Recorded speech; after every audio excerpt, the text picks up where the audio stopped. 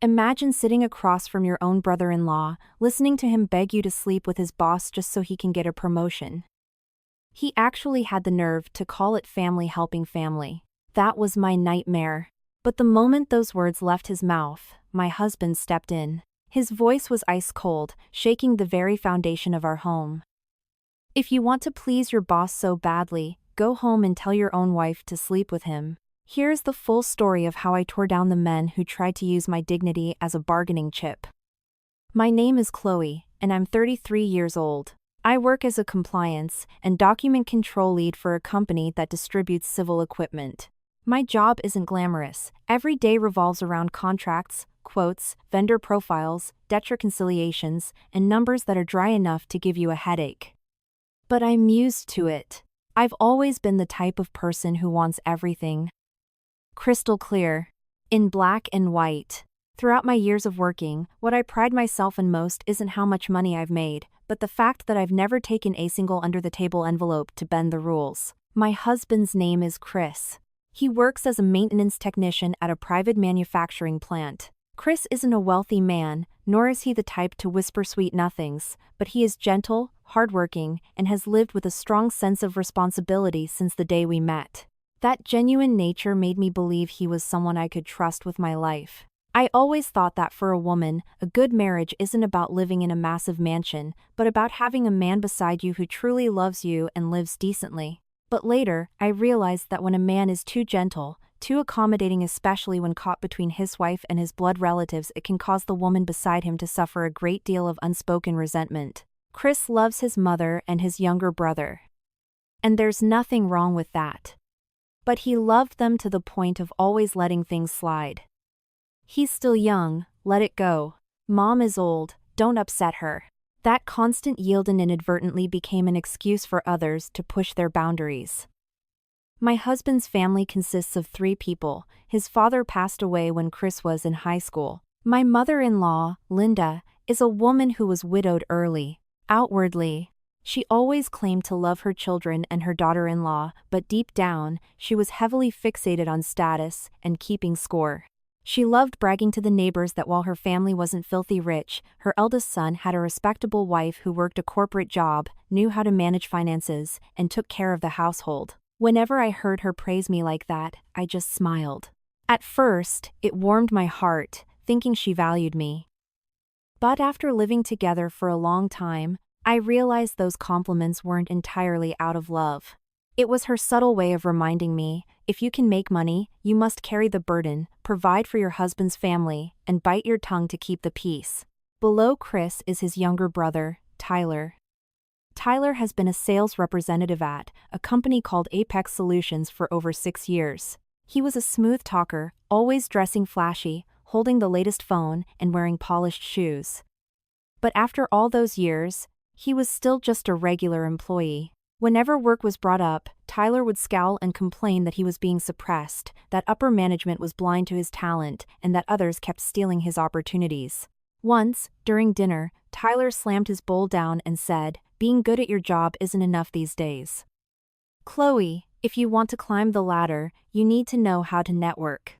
If you keep playing entirely by the book like you do, you'll spend your whole life checking files and running errands for other people." I replied gently, "If you truly have capability, you'll be recognized sooner or later. If something isn't rightfully yours, even if you snatch it, it's hard to keep." Tyler sneered, his eyes full of disdain. "You're too textbook. In the real world, they don't hand executive chairs to the nice guys." Linda immediately took her youngest son's side. She put a piece of meat into Tyler's bowl and said, "Tyler has a point. In this day and age, everyone needs connections. He works hard to socialize and secure his future, and that's a good thing. As a sister-in-law, you should encourage him, not lecture him all the time." I stayed silent. Not because I lacked an argument, but because I knew that in this house, whenever it came to Tyler, my mother-in-law would blindly defend him first. Right or wrong came later. Chris, sitting next to me, just sighed and put some vegetables in my bowl, as if silently asking me to let it go.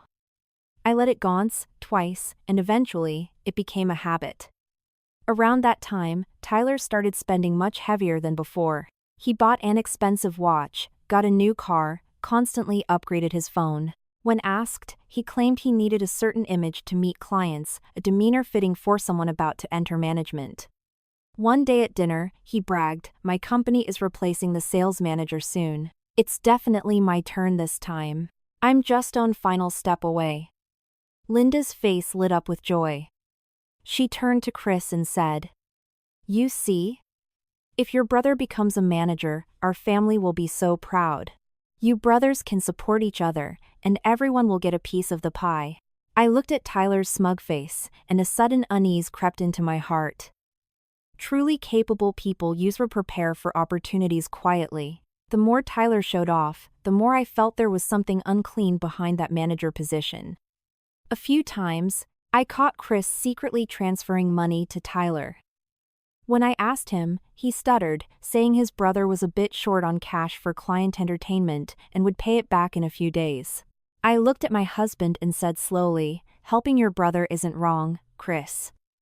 But if we keep paying for all his consequences, he'll never learn boundaries." He lowered his head, his voice exhausted. "I know. But Mom keeps crying, saying this is his only chance. If I make a big deal out of it, it'll break her heart." I didn't press further. I loved my husband, so I swallowed my grievances many times. I thought Tyler was just a clout chaser, overly competitive but immature. I also thought Linda was simply blindingly biased toward her youngest son. But I never expected that Tyler's ambition for the manager title would open a filthy door, dragging me into a nightmare where the first people to push me off the cliff weren't strangers, but the very people I called family. After that dinner, a lingering, nameless discomfort stayed with me. Tyler claimed he was about to be promoted, Linda was ecstatic, and Chris remained as silent as ever. His silence didn't immediately anger me, but it made me feel unsteady. After years in this family, I knew that once Linda and Tyler set their sights in the same direction, no matter how crooked that path was, Chris would typically stand in the middle, trying to keep the peace. From that day on, Tyler became even busier. He left early, came home late, and constantly reeked of alcohol and unfamiliar perfumes. One night, around 1:00 a.m., I got up for a glass of water and saw Tyler stumbling through the front door. His dress shirt was wrinkled, there was a faint lipstick smudge on his collar, and he was carrying a designer shopping bag. Seeing me in the kitchen, he froze for a second, then forced a smile. "Still awake, Chloe? Work's been crazy lately, had to entertain clients." I looked at him and asked quietly, "Do you really need to buy expensive gifts just to entertain clients?" He shrugged, his tone half bragging, half challenging. "If you want people to remember you, you have to invest. You work in compliance, so you're used to circling errors with a red pen. But out in the business world, a single drinking session is often worth more than a dozen reports." I didn't reply. I didn't want to argue in the middle of the night and wake the whole house. But from that day on, I started paying closer attention. Tyler was changing unbelievably fast. He bought another new watch, constantly took calls, and would step into the backyard to whisper. Once, I accidentally overheard him laughing in an incredibly sycophantic tone. "Yes, don't worry, I've already booked the room. Whatever you guys like, I've got it covered. Just put in a good word for me with Director Kevin, and we're golden." The name Kevin barely grazed my ears at the time. But for some reason, it made my heart skip a beat. In everyone's life, there are names that, even after years of not hearing them, only take a passing mention to drag up a whole rusty chapter of the past. For me, Kevin was one of those names. I had tried to forget that man a long time ago. Back in my college years, when I was just a small-town girl carrying a stack of textbooks across a massive state university campus, my only goal was to get a decent job to help my parents. Kevin was a year ahead of me. He was famous on campus, he came from money, dressed flawlessly, was a smooth talker, and always had a posse surrounding him. Initially, he acted like a gentleman. He would wait for me outside the library, buy me coffee, send me study materials, and claim he admired how seriously I took my life. But eventually, that attention turned into an obsession. He texted me incessantly, cornered me outside my dorm, and even started telling his friends that it was only a matter of time before I became his girlfriend. I rejected him multiple times, but he refused to take the hint. It wasn't until I found out he was simultaneously stringing along 2 other girls and bragging about his romantic conquests like trophies that I felt truly disgusted. The final straw was when he stood in the middle of the campus quad with a bouquet of flowers, intentionally causing a massive public spectacle. I looked him dead in the eye and said, "Stop using grand gestures to force people into accepting your feelings. I don't like you, and I want absolutely nothing to do with you." After that, Kevin stared at me for a long time.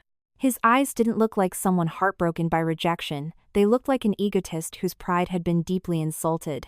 He just gave a cold smirk and said, "Chloe, someone like you will eventually need someone like me." I thought it was just the bitter parting shot of an arrogant college kid. After graduation, I started working, got married, and lived my own life. I never expected that years later, that name would reappear in my brother-in-law's promotion campaign. One Sunday evening, Tyler suddenly invited the whole family out to a restaurant. He said he had good news to share. Linda wore her nicest silk blouse, and Chris, simply thinking his brother was finally being recognized by his company, was happy for him. During dinner, Tyler raised his beer glass, grinning proudly, "If nothing changes, I'll officially be the sales manager next month.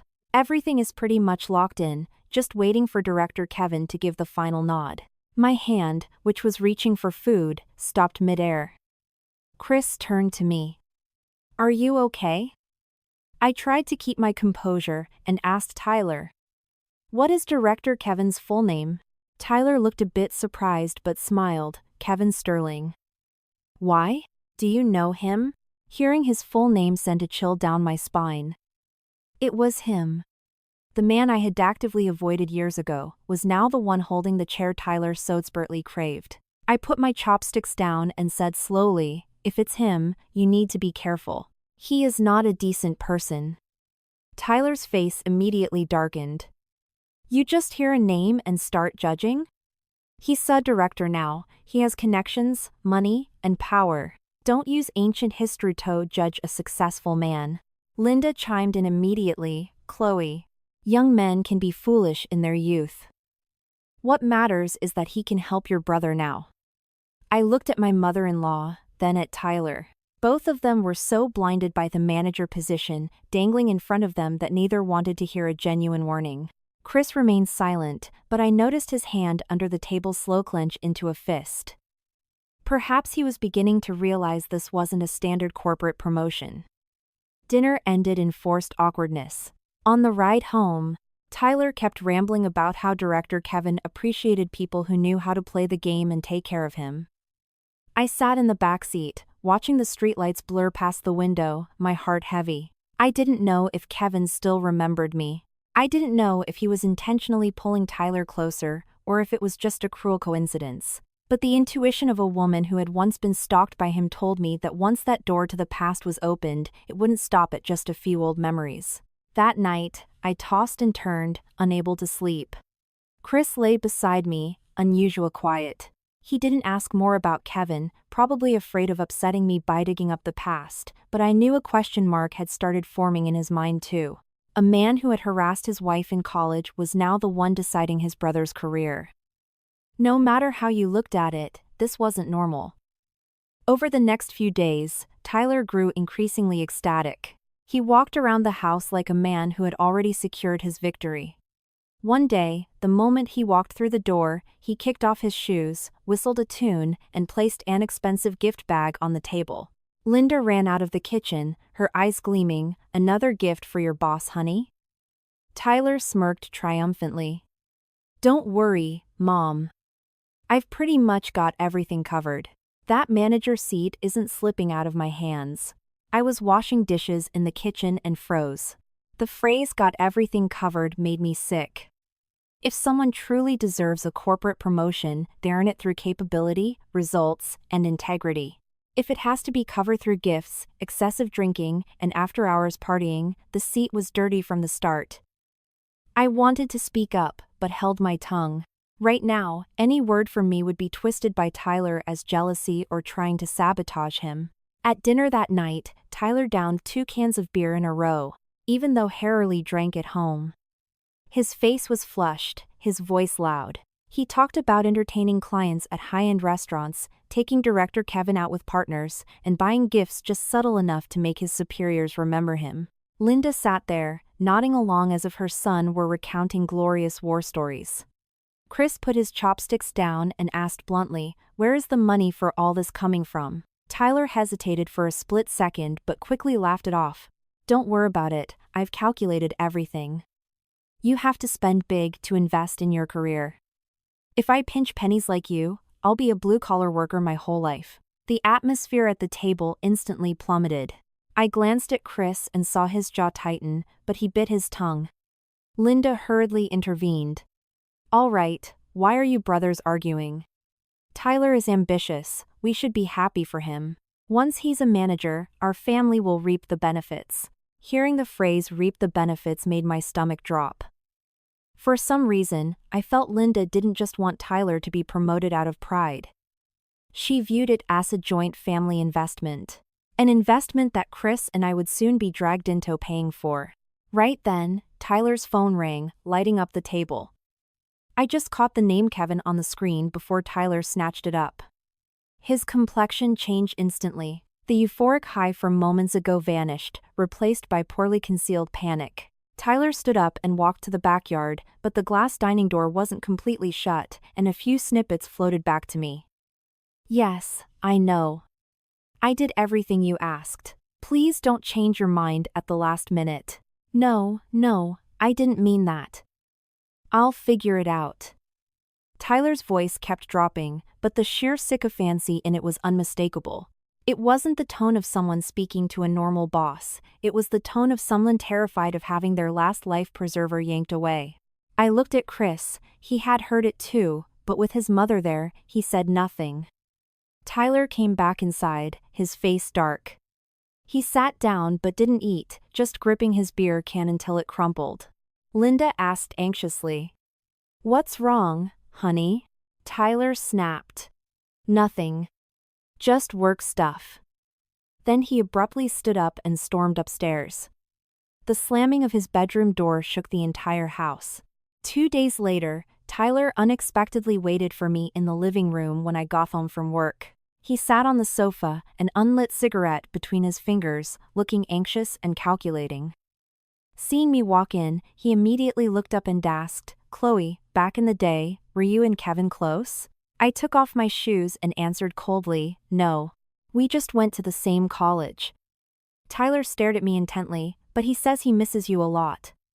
I froze, a cold chill running down my spine. I turned to look at Tyler. "You met him and brought me up?" Tyler avoided my eyes slightly but maintained a stubborn tone. "It was just small talk." He asked how many people were in my family. I said my older brother was married to a woman named Chloe, who knew he actually knew you. Hearing this only deepened my anxiety. Kevin wasn't the type to ask casual questions. If he brought me up, it definitely wasn't just to reminisce. From that day on, Tyler began probing me more frequently. Sometimes he'd ask what happened between Kevin and me in college. Sometimes he'd ask why I hated him, other times he'd drop hints like, "Honestly, with a successful man like him, a smart woman would know how to leverage the connection." I looked Tyler dead in the eye and enunciated every word. "Tyler, I'm telling you this once, do not drag me into whatever is going on between you and Kevin. I want absolutely nothing to do with that man." Tyler sneered. "Why are you being so dramatic? He's a director now, not some college kid. Besides, family is supposed to help family. Once I move up, we all move up, who's losing here?" Those words choked me. He hadn't explicitly stated the dirty details yet, but the stench of his indecent calculation was overpowering. I looked at Tyler and suddenly found my brother-in-law terrifyingly alien. People can be ambitious, they can want a better life, but when they start treating their own family members like pawns to climb higher, that ambition has mutated into something toxic. During that same period, Linda also changed her tune. She didn't say it outright, but she constantly dropped hints during dinner, "We're a small family, we have to look out for each other." If one person rises, the whole family rises. Don't be the kind of person who only cares about keeping your own hands clean. Once, she even looked right at me and said, "A smart woman knows when to be soft. If you're too rigid, you might break the whole family." I put my bowl down, a storm brewing inside me. I didn't know exactly what Tyler and Linda were preparing to propose, but every word and every look told me something incredibly ugly was approaching. And what terrified me most wasn't Kevin, but the realization that my own in-laws were quietly paving the way for him to step back into my life. The next morning, I went to work with a heart as heavy as stone. The previous night's passive-aggressive comments from Linda and Tyler's calculating stares kept playing in my head. I tried to reassure myself that maybe I was overthinking it, that no matter how ambitious Tyler was, he couldn't possibly use his sister-in-law as a bargaining chip for a promotion. But life is cruel, in that the things we deem impossible are exactly what others have already plotted in their minds. Around 4:00 p.m., while I was finishing up a vendor compliance file, my phone buzzed. It was Tyler. He rarely called me directly. Usually, he relayed messages through Chris or his mother. I stared at the screen for a few seconds before answering. His voice sounded entirely different from his usual tone, softer, lower, like someone trying to play nice. "Chloe, are you free this afternoon? I need to talk to you privately." I asked immediately. "Whatever it is, we can talk at home tonight." Tyler paused for a few seconds before replying. "It's not something we can discuss at home. It's about my job, and it's about Kevin. Meet me at the cafe near your office." "I'm already here." Hearing Kevin's name made my hand tighten its grip. I didn't want to meet, but if I kept avoiding it, I'd never know exactly what they were plotting. After a moment's hesitation, I agreed. The cafe was on a small street, quite crowded with the after-work rush. I chose a table near the glass window where I had a clear view outside. Tyler was already seated, a nearly untouched cup of coffee in front of him. Looking at him that day, I realized half his usual flashy veneer was gone. He had dark circles under his eyes, his lips were dry, and his hands kept nervously spinning his silver lighter. It was the posture of a man crushed by pressure, no longer able to maintain his confident facade. I sat down and cut straight to the chase. "Say what you need to say, quickly. I don't like beating around the bush." Tyler looked up at me, trying to force a smile, but it looked twisted and pathetic. "Chloe, you know this is the biggest opportunity of my life. I've been at Apex for 6 years, constantly looked down on. If I just make manager, everything changes. Higher salary, bonuses, better connections. Then I can help Chris. I can help Mom.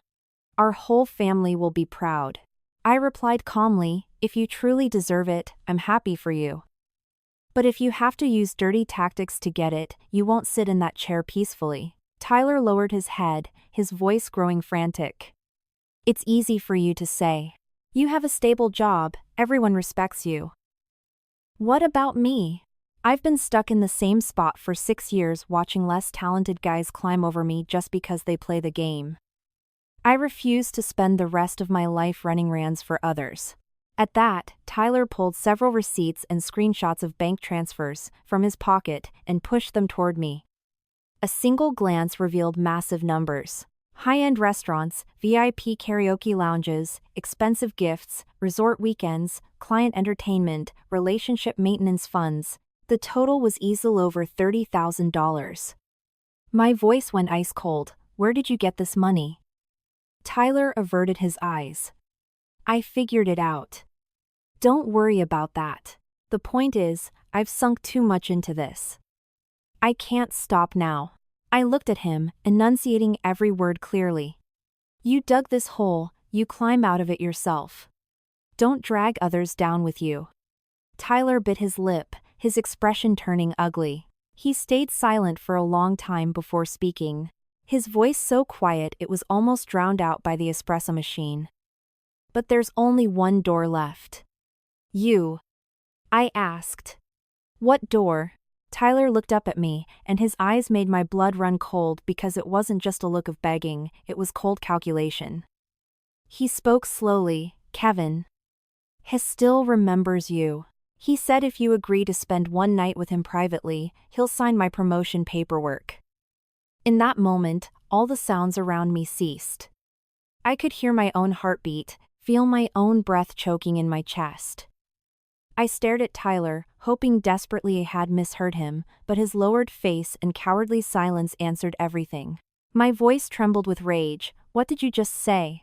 Tyler scrambled to explain, as if softening his tone would make the filthy request any cleaner. Chloe, don't make it sound so horrible. Kevin isn't some stranger. He used to like you. It's just one time. Family helping family. Once I'm promoted, I'll never forget what you did for me. I felt the blood freeze in my veins. My own brother-in-law, the man who called me sister at family dinners, was sitting across from me, calmly asking me to trade my human dignity for his corporate title. I asked, Tyler, you have a wife, right? He flinched. Why are you dragging Hannah into this? I stared straight into his eyes. If someone told Hannah she had to sleep with another man so you could get a promotion, would you accept it? Tyler's face flushed bright red. What kind of garbage are you talking about? Hannah is my wife. I let out a laugh, but it tasted like bile in my throat, and I am Chris's wife. I am a human being, not a ladder for you to climb on. Tyler panicked, lowering his voice to plead, Chloe, think of Mom. Think of Chris. If I get this position, I can pull the whole family up. You sacrifice a little bit, and the whole family benefits in return. What do you really lose? Hearing the word sacrifice, I lost the last shred of my composure. A full glass of ice water was sitting in front of me. I grabbed it and threw it straight into Tyler's face. The water dripped down his hair and onto his expensive dress shirt. Tyler sat there, stunned. Several people in the cafe turned to stare. I stood up, my voice so cold it felt foreign to my own ears. Listen to me very carefully. I might not be rich, I might be ordinary, but I am not cheap. Do not ever open your mouth to mention this to me again. I grabbed my bag and walked out. Behind me, Tyler yelled, Chloe, don't make this a big deal. If you don't help me, I'm dead. I didn't turn back. The wind outside whipped against my face, freezing cold, but my heart was colder. Because I knew this wouldn't end with a proposition in a cafe. For a man bold enough to ask that, he had definitely prepared more than a way to back me into a corner. I left the cafe, my legs feeling entirely numb. On the street, cars were still fighting through traffic. Horns were still blaring, people were still rushing through their own lives. Only I felt like the entire world around me had just been coated in a layer of filth. I didn't cry. Some humiliations are so profound that tears can't even form, leaving only a sickening knot in the throat. When I got home, I saw Linda sitting in the living room. A hot cup of tea sat on the table, her phone placed face down beside it. When she saw me, she glanced up quickly, then looked away, acting exactly like someone who already knew I had just met with Tyler. I said nothing, just gave a brief greeting, and went straight to my room. I needed to calm down before Chris got home because I didn't want to explain everything in a blind, uncontrollable rage. But just as I changed out of my work clothes, the front door opened downstairs. Tyler was home. His heavy footsteps dragged into the living room, followed by Linda's lowered voice still loud enough to drift up through the crack in my door. What did she say? Tyler answered in immense frustration. She acts like she's so damn noble. It barely got a few sentences out before she threw a glass of water in my face, in front of a whole cafe. Linda let out a heavy sigh. I told you to pick your words carefully. Chloe is stubborn, you have to ease her into it. I stood dead still behind my door. So she knew. Not only did she know, she had been plotting with Tyler on how to persuade me. My heart turned to ice. Before this, I had always tried to reserve a bit of respect for her as my mother-in-law. Even when she was biased, even when her words hurt me, I tried to tolerate it. But in that moment, I realized the final boundary had been trampled in. A moment later, Linda called upstairs, Chloe, come down here. We need to talk. Her voice wasn't harsh. It was actually softer than usual. That softness is what truly terrified me. I took a deep breath and walked downstairs. Tyler was no longer in the living room. He was probably hiding so his mother could do the talking. Linda pointed to the chair opposite her. "Sit down." I sat down, keeping my back straight, my hands resting on my knees. Linda poured me a cup of tea, pushed it toward me, and sighed. I heard Tyler tell me what happened. He was stupid and didn't speak carefully, which made you angry. I looked at her and asked directly, "Do you know exactly what Tyler said to me?" She avoided my gaze for a split second before answering, "I know, but you have to understand, he has nowhere else to turn." I thought I was hearing things. I stared at her intensely, hoping she would continue by saying Tyler was wrong, that she called me down to apologize on his behalf. But no, Linda took a sip of tea, her voice completely level. "Opportunities like this don't come easy, Chloe. If Tyler makes manager, his whole life changes. I'm old. I just want to see my boys succeed. If one rises, the whole family benefits." I forced the words past the lump in my throat. "So what do you want me to do?" Linda put her teacup down and intertwined her fingers. She stayed silent for a few seconds before speaking very softly. "I'm not forcing you. But if you could just be a bit flexible with Mr. Sterling, meet him just once. Do it for our family." I sprang to my feet instantly. "Mom." The word ripped out of me so sharply it startled even me. Linda frowned slightly, as if I were the one being disrespectful. I was shaking with fury. "Do you hear what you're saying? I am Chris's wife. I am your daughter-in-law. You are telling me to go meet another man privately to trade myself for Tyler's promotion?" Linda stood up too, her voice rising. "Don't make it sound so ugly. I only said meet him once. I'm not telling you to abandon your husband or your home. In today's world, you have to be flexible sometimes. A smart woman is a woman who sees the bigger picture." I stared at her, the bitter taste of bile in my throat. "Your bigger picture is my dignity?" Linda pursed her lips. Perhaps she knew she was wrong, but her blind love for her youngest son and her greed for status had eclipsed whatever conscience she had left. She continued, dropping her voice, though every word was colder than last. "You work in compliance, your salary is decent. But can you guarantee you'll ever reach the level of a sales manager like Tyler could? Once he's up there, he'll pull his brother up, he'll take care of me, he'll take care of this whole family. You sacrifice a little, but look at what we all gain." My vision went dark. "Sacrifice a little," I repeated, almost unable to believe it. "My mother-in-law called, prostituting myself a little." Linda looked at me, her eyes a mix of pleading and blame. A woman who can keep her family intact is what truly matters. Men sometimes just want a bit of fun, and then it's over. Just close your eyes and let it pass. Don't ruin your brother-in-law's future over your own pride. Right at that moment, the sound of a key turning in the lock echoed from the front door. Chris was home. The door swung open, and he stood there, his work clothes still dusty, holding his empty lunchbox. He must have heard the end of her speech, because his face was ghost white, his eyes staring at his mother in absolute horror. Linda jumped, her lips trembling. "Chris. You're home? I was just talking to." Chris slammed his lunchbox down on the table. The sharp crack silenced the entire living room. He walked forward, not looking at me first, but glaring straight at Tyler, who had been cowering in the kitchen doorway the whole time. His voice was hoarse, but every word fell like a boulder. "You've got a lot of nerve. You want to get promoted using that method, huh?" Tyler turned pale. "Chris. Let me explain, it's not what you think." Chris took another step forward, his eyes bloodshot. "Not what I think? Then what is it? You told my wife to go sleep with your boss, so you could become a manager. And Mom is sitting here telling my wife to close her eyes and let it pass. What do you two think Chloe is?" Linda burst into tears. "I was only thinking of this family, Chris. Tyler is your brother. Don't you love him?" Chris turned to his mother. his voice cracking with agony. Loving my brother doesn't mean offering up my wife as a bargaining chip. Then he looked dead at Tyler, his whole body shaking with rage.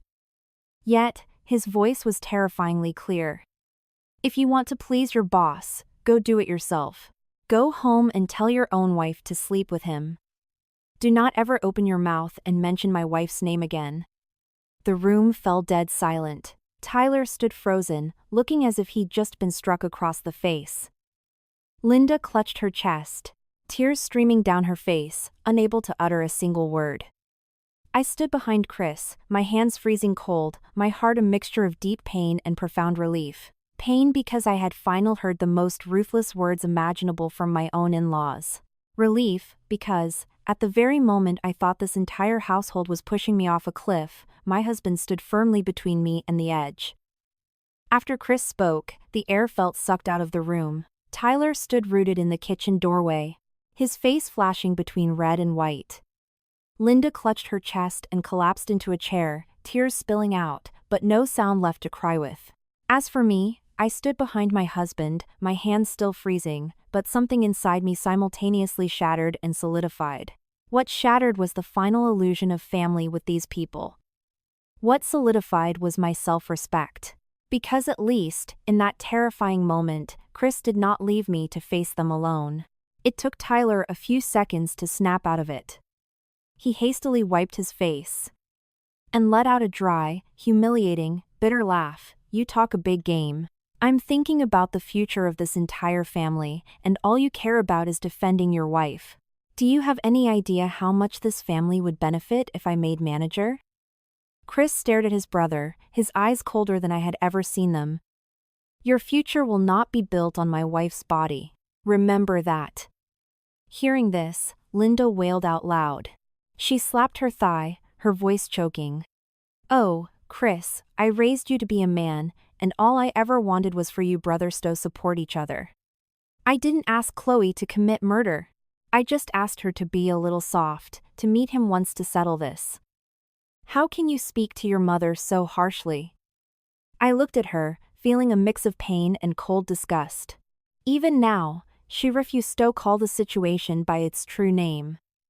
To her, my dignity was just something Toby sugarcoated to make the reality easier to swallow. Chris turned to his mother, his voice low but razor-sharp. Mom, do not use the fact that you gave birth to me to force me into silence when something is deeply wrong.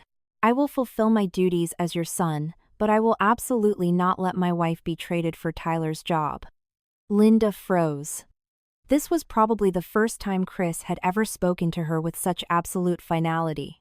Up until now, he had always been the son who yielded, who listened, who stepped in to smooth things over. But tonight, he wasn't smoothing anything over. Tyler gritted his teeth and pointed at me. This is all your fault.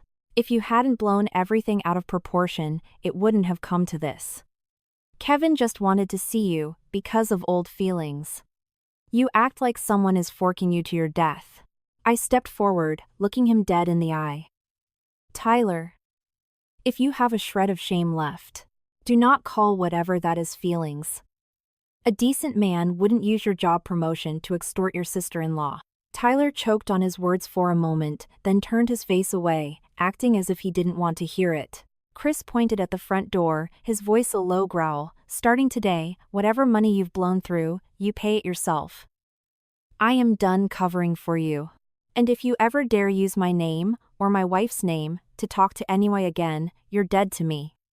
Furthermore, if you let Kevin send so much as one more text to Chloe, I will walk into your office and expose everything. Tyler turned pale. But his fear didn't last long. It quickly mutated into resentment. He gave a cold smirk. You think you can fight him? You think just because you're a good guy people are going to leave you alone? With that, Tyler stormed upstairs and slammed his door. Linda remained in the living room, weeping and muttering about how cursed the family was, how brothers didn't love each other. Chris didn't answer her. He grabbed my hand and pulled me upstairs to our room. Only when the door clicked shut did he collapse onto the edge of the bed and bury his face in his hands. I saw his shoulders shake slightly. The man who had just stood like a shield in front of me was secretly falling apart. One side was his mother, one side his brother. One side his wife. Nobody can remain calm when they have to tear apart the illusion of their own family's warmth with their own hands. I sat down next to him. Chris grabbed my hand, his voice hoarse. "I'm sorry. I should have seen this coming earlier. I just kept thinking if I let things go, the house would stay peaceful." I shook my head and said softly, "Compromising on the right things is called tolerance. But compromising on something wrong only emboldens the person doing it." He didn't say anything else. He just held my hand incredibly tight for a long time. Near midnight, my phone buzzed. A text from an unknown number. I opened it, and just reading the first few words made my spine go numb. "Chloe, you're still as beautiful and stubborn as ever." I handed the phone to Chris. His face instantly darkened. A second message followed immediately. Tyler was just relaying what I wanted. "Don't blame him." Then a third, "I don't like forcing people, but I also don't like being rejected a second time." Chris shot up from the bed, ready to call the number immediately. I grabbed his arm. "Don't. He wants you to lose your temper." He was breathing heavily, his eyes red with fury. "He's texting my wife's personal phone like that, and I'm supposed to just sit here?" I looked at him, forcing my voice to stay level even though I was shaking too. "We don't sit still, but we have to be smart. A man like Kevin isn't texting to have a conversation. He's texting to provoke us." We barely slept that night. The next morning, when I went down to the kitchen, Linda gave me an icy glare, as if I were the one at fault. Tyler skipped breakfast, but before he left the house, he threw out a parting shot. "You'll see that playing the saint isn't so easy." I ignored him, but around noon, a coworker sent me a screenshot of Tyler's social media page. He had posted a passive-aggressive status. Some people play the moral high ground in public, but behind the scenes, they destroy their own family members' livelihood. If family acts like this, what can you expect from strangers? Under the post, several relatives had started commenting, asking what happened. Some called me selfish without knowing the story. Others spouted the usual rhetoric that a woman marrying into a family must put her in-laws first. I stared at the screen, a bitter taste in my mouth.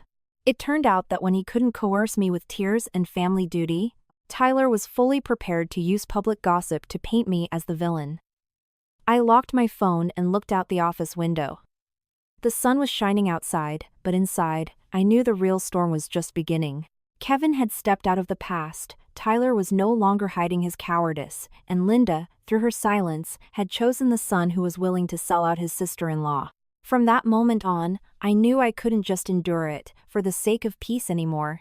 2 days after Tyler's passive-aggressive post, I tried to maintain a normal routine. Work in the morning, home in the evening, cooking, cleaning, talking to Chris, as if a massive fault line hadn't just cracked our household in half. But internally, I had changed. I stopped viewing the situation with passive endurance. I began saving every text, every post, every veiled threat Tyler made. Not to strike back immediately, but to protect myself if things escalated. That afternoon, as I left work and was standing by the company gate waiting for Chris to pick me up, a very quiet female voice spoke behind me, "Chloe." I turned and saw Hannah, Tyler's wife. She was wearing a faded cream blouse, her hair tied in a low ponytail, her face so pale she looked like she was recovering from a severe illness. What caught my attention the most was how she kept aggressively tugging her sleeves down as far as they could go, as if trying to hide something. I was surprised. Since the incident, Hannah had practically vanished from the house. Even before, during family dinners, she rarely spoke, just sitting quietly next to Tyler, answering only when asked. I used to think Hannah was just incredibly meek and introverted. But today, seeing her anxious demeanor, I realized her silence wasn't a personality trait, it was pure fear. I asked softly, "Hannah, did you need me for something?" She looked around, her eyes panicked as if someone was watching her. "Can I talk to you privately for a minute? But please don't tell Tyler I met with you. I'm begging you." Her voice was trembling so much I couldn't say no. I walked her to a small cafe a few doors down from my office. I picked a corner table away from foot. Traffic hand ordered her a warm drink. The moment she sat down, Hannah burst into tears. She cried very quietly, afraid to make a sound, just dabbing her eyes with a tissue as if terrified that even her own heartbreak was an inconvenience to theirs. I waited for her to calm down, then said, "Take your time." "I'm listening." Hannah kept her head down, her hands wringing together.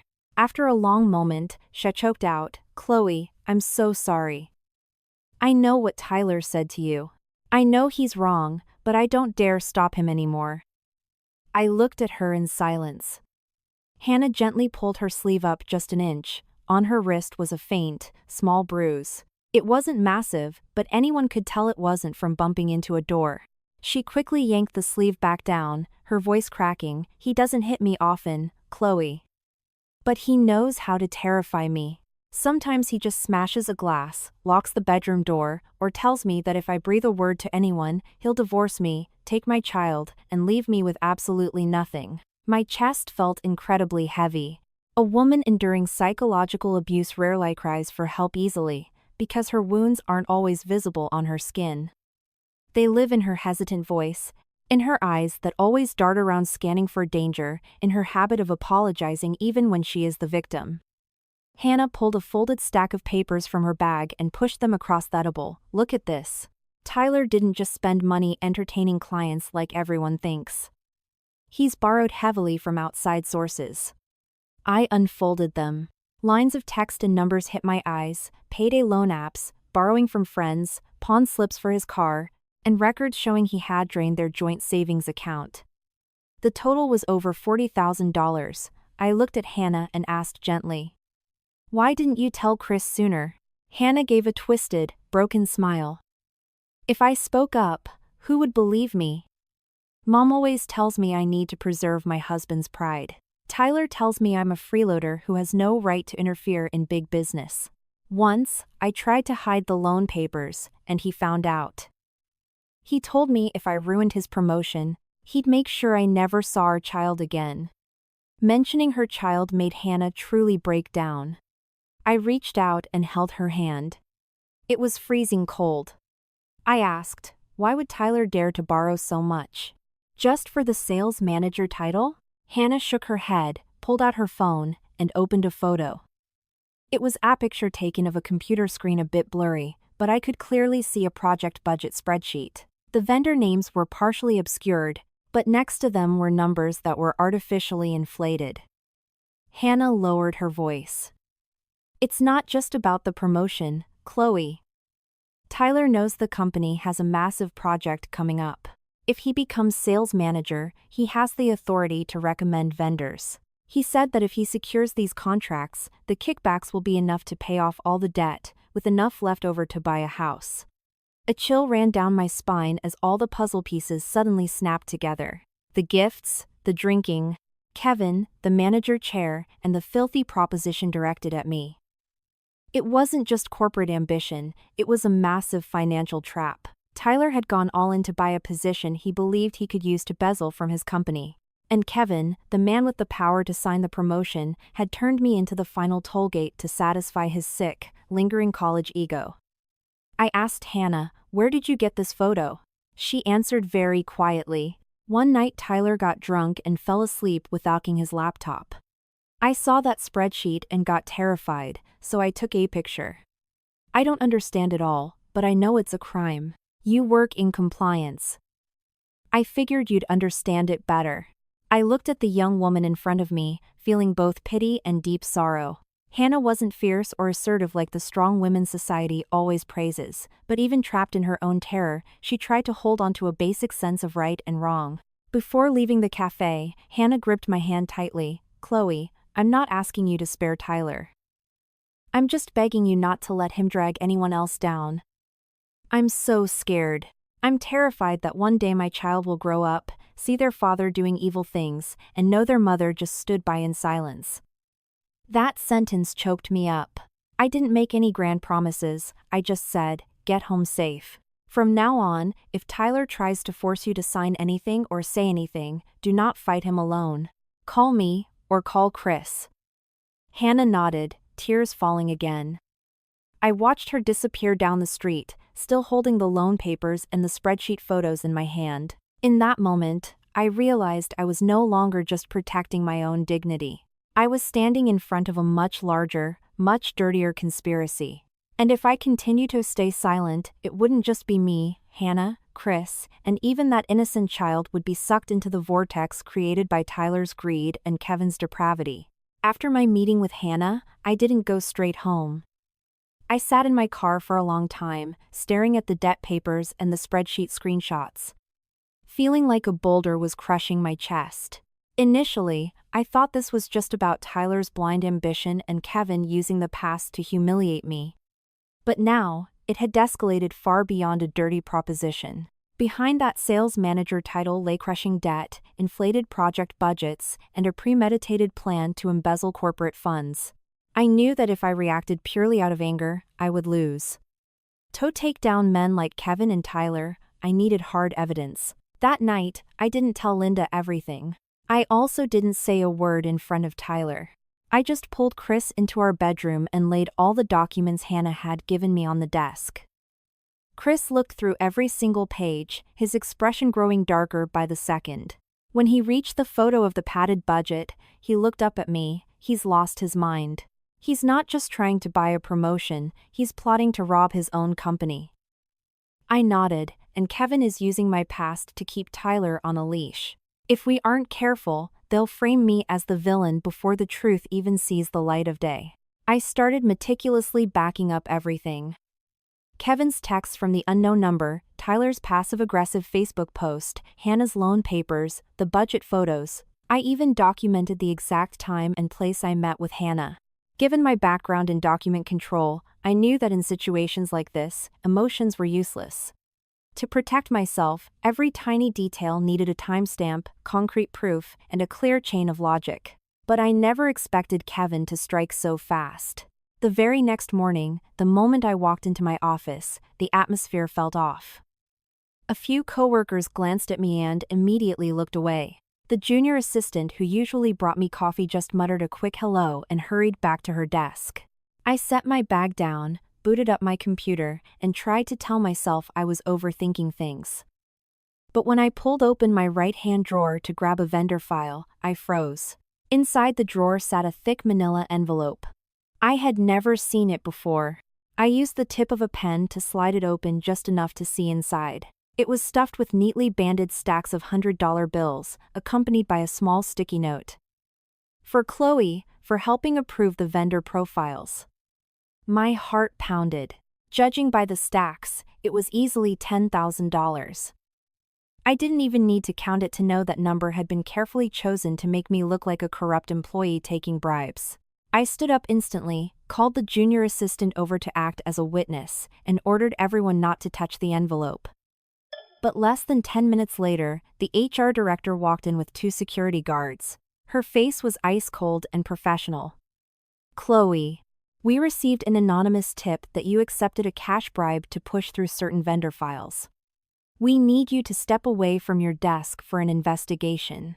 I looked at her and asked slowly, what time did the tip come in? Who made it?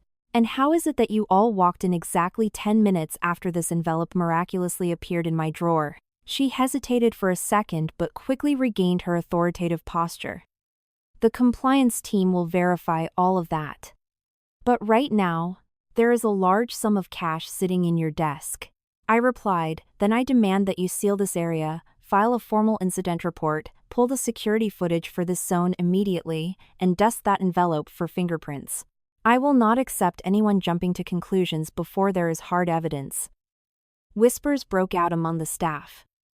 I heard someone mutter, I can't believe Chloe would do something like this. That comment felt like a knife to the gut. It took years to build a reputation of integrity, but it only took one dirty envelope placed in the wrong spot for people to immediately assume the worst. I demanded to see the security cameras. But the IT tech reported that exactly between 7:40 a.m. and 8:10 a.m., the camera covering my desk had lost signal. A coincidence so perfect it was laughable. I looked at the HR director and asked, the camera fails at the exact moment a bribe appears in my desk. Do you honestly think that's normal? She avoided my eyes, dropping her voice. Chloe, you've been here a long time. If we handle this quietly, the company can help you save face. Just admit that someone dropped it off, and you hadn't reported it yet, and the fallout will be much lighter. I stared right at her. Are you advising me to confess to a crime I didn't commit? She stayed silent. Her silence told me more than any explanation could. Maybe she was under pressure, maybe someone higher up had tipped her off, but it was incredibly obvious that a very hasty, very clumsy trap had been set for me. It was just a shame that it targeted the thing I protected most fiercely, my professional integrity. That afternoon, just as I stepped out of the temporary holding meeting, my phone buzzed again. The same unknown number. I answered but didn't speak. On the other end, Kevin's deep chuckle echoed, "Chloe, I told you. Play nice and you stay clean.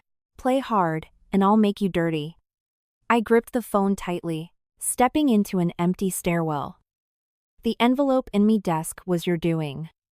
Kevin laughed softly. You always were a smart girl. But sometimes being too smart brings you suffering. I just wanted to show you that your precious reputation is a lot easier for me to crush than you thought. I forced my voice to remain perfectly calm. You think shoving dirty money in my desk makes me a dirty person? He answered slowly, letting every word drip like poison into my ear. I don't need you to actually be dirty. I just need everyone else to believe you are. My palms were slick with sweat. Kevin continued, meet me tonight. Alone. You show up, and that anonymous tip vanishes, the camera footage miraculously recovers, and everyone chalks it up to a misunderstanding. If you don't, by tomorrow morning, your entire company will know that perfect, principled Chloe has a price tag. I closed my eyes for a second, swallowing my rage. Kevin, you're just as pathetic as you were in college. The only difference is now you have a fancy job title to hide behind. The line went dead quiet for a few seconds. When he spoke again, his voice was freezing. Watch your mouth, Chloe. Years ago, you humiliated me in front of the whole campus. This time, I'm going to make sure you know exactly what it feels like to have everyone look at you with utter disgust. The call disconnected. I stood alone in the stairwell, a cold sweat chilling my back. But this time, I wasn't shaking anymore. Kevin had just escalated things. He wasn't just harassing me, he wasn't just using Tyler as a proxy. He had directly orchestrated a plot to destroy my career. I looked at the call log on my screen and quietly took a screenshot of the timestamp. If he wanted to paint me as a corrupt monster in the eyes of the world, I had to ensure I remained so impeccably clean that every piece of mud he threw would clearly bear his own fingerprints. That evening, Chris came to pick me up at the office. He didn't ask questions in front of the security guards or my coworkers, he just took one look at my face and silently took my bag. On the drive home, I told him everything. The envelope in the drawer, the conveniently broken camera, the phone call from Kevin in the stairwell. Chris gripped the steering wheel so hard, his knuckles turned white. But this time, he didn't explode in rage. He just said one very quiet sentence. He's targeting your livelihood now. I stared out the window, my heart turning to ice. He was right. For someone in compliance and document control, being suspected of bribery was a career death sentence. I could handle being misunderstood by my in-laws, but my professional reputation was another matter. Once a career is tainted with a bribery accusation, even if you are eventually cleared, the stain remains in the eyes of the industry forever. The moment we walked through the front door, I saw Linda sitting in the living room.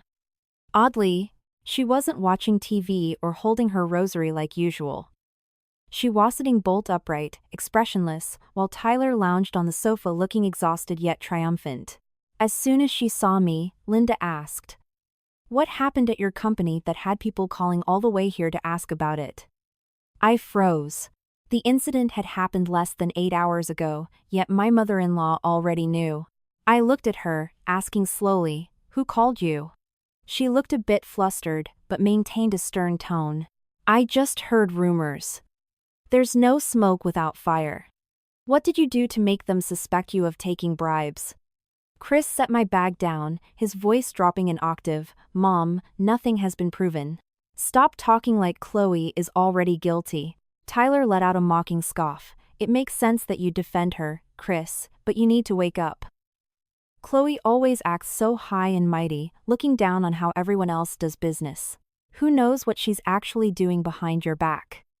I looked at Tyler, and the blinding rage I felt a few days ago was gone, replaced by a cold, clinical clarity. When a man is willing to trade his sister-in-law for a promotion, fabricating a few more lies to ruin her is par for the course. Chris lunged forward, grabbing Tyler by the collar and yanking him to his feet. Say that again. I dare you. Tyler panicked for a second, but tried to act tough. Am I wrong? If she's really so innocent, why is she afraid of an investigation? Chris gritted his teeth. Don't think I don't know exactly what you're pulling. From the Kevin situation to what just happened at Chloe's office, if I find a single fingerprint of yours on any of it, I will destroy you. Right at that moment, the front door clicked open. Hannah walked in. She was deathly pale, clutching a stack of papers to her chest. She stood in the entryway, looking from me to Chris, her mouth opening to speak, but her throat seemed blocked. The second Tyler saw his wife, his face contorted. Who told you to come here?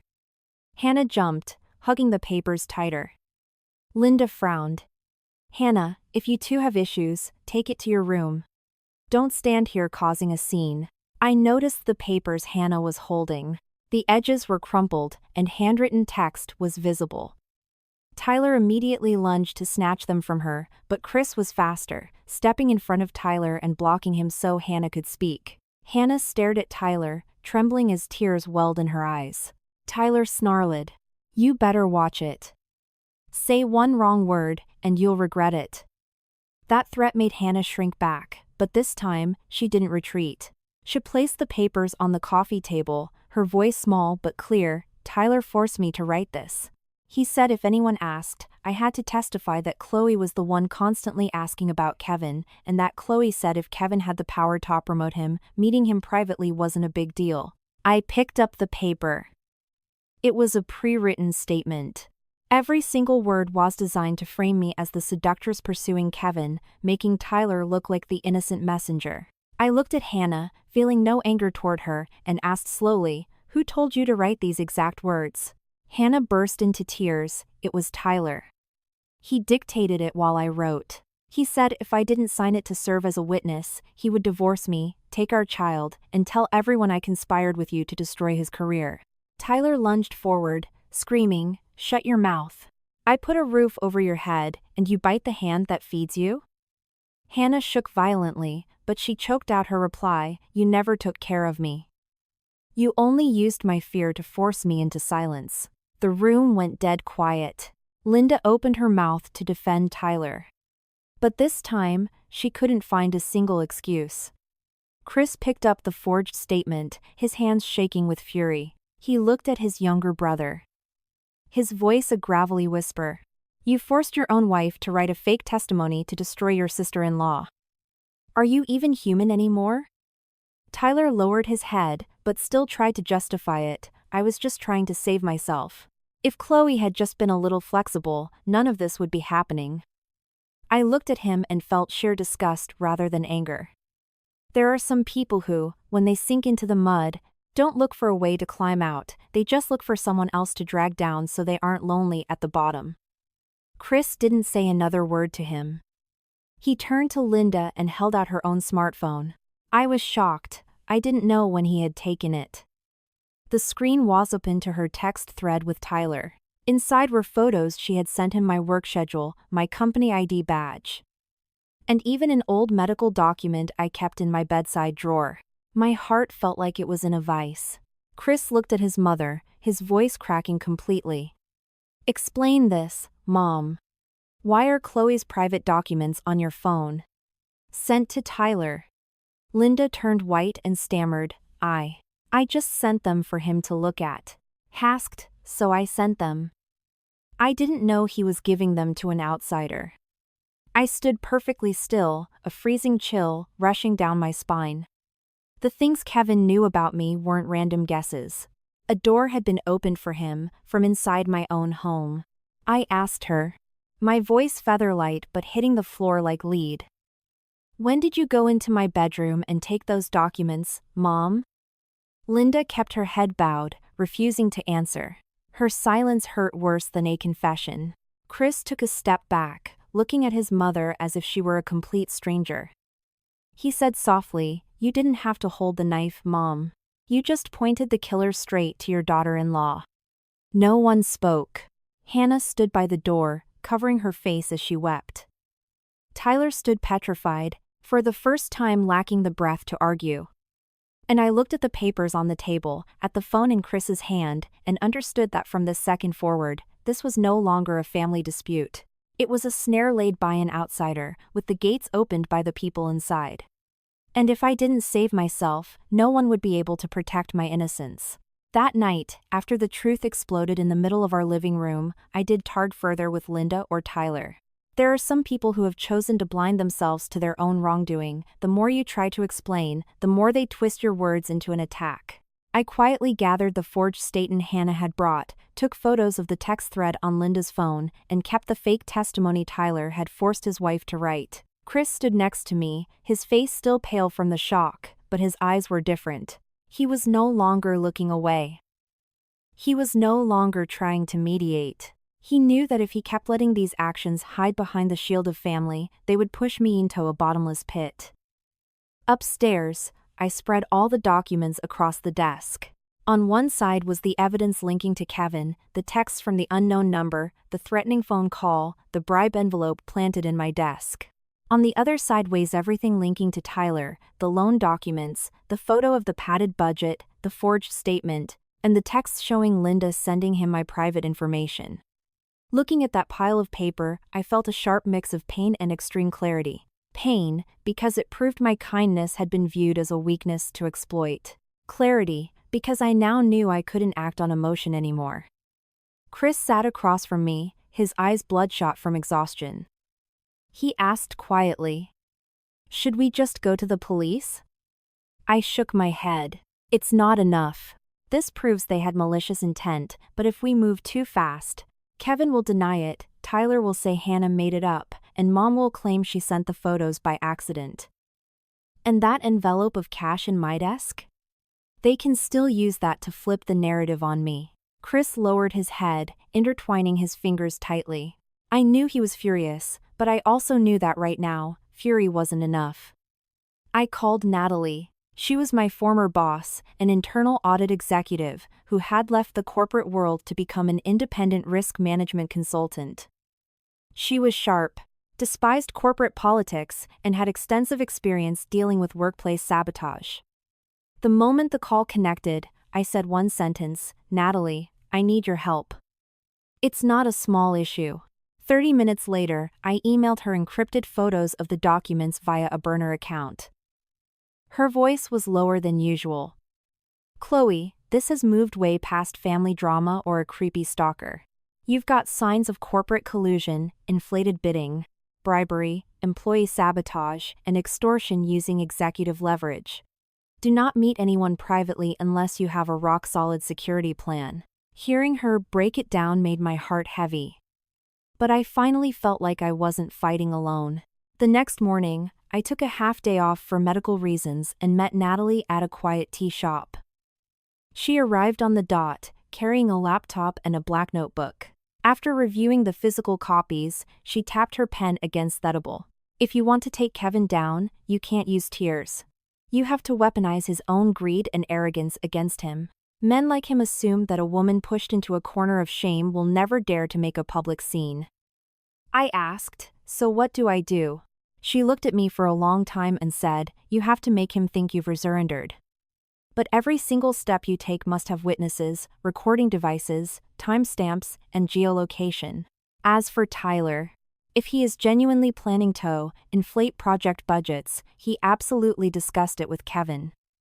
The key is finding a record of him saying it himself." I thought of Hannah. She had mentioned that Tyler used an old burner phone for things he didn't want on his main device. I immediately called Hannah, using a different number. Her voice was barely a whisper, sounding like she was hiding in a bathroom. I didn't waste time, Hannah. Did you manage to find any friend proving Tyler discussed the project kickbacks with Kevin? The line was dead silent for a long time.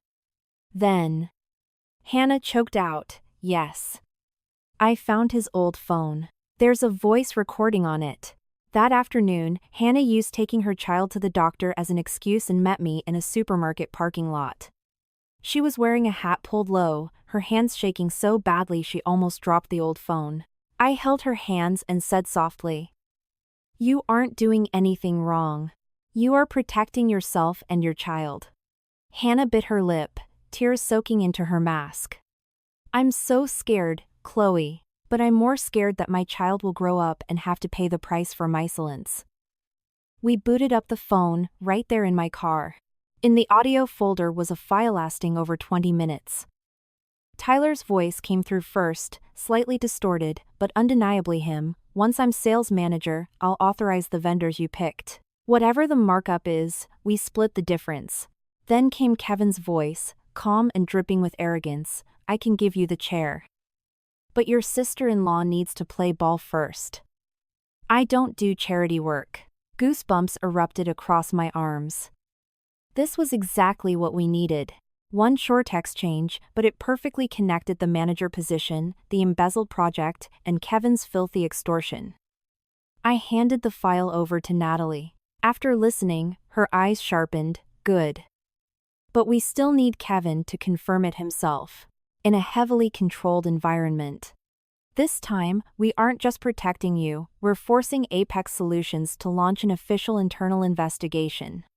I understood what she meant. If we just leaked the audio from a burner phone, they could claim it was AI generated or taken out of context. But if Kevin reiterated his demands in front of authorized personnel or properly secured recording equipment, he couldn't deny a thing. That night, I initiated a text to Kevin, "I need to talk. But if we meet, you guarantee the HR issue at my company disappears." Less than a minute later, he replied, "Finally coming to your senses. Tomorrow night, private dining room at the Oak Room.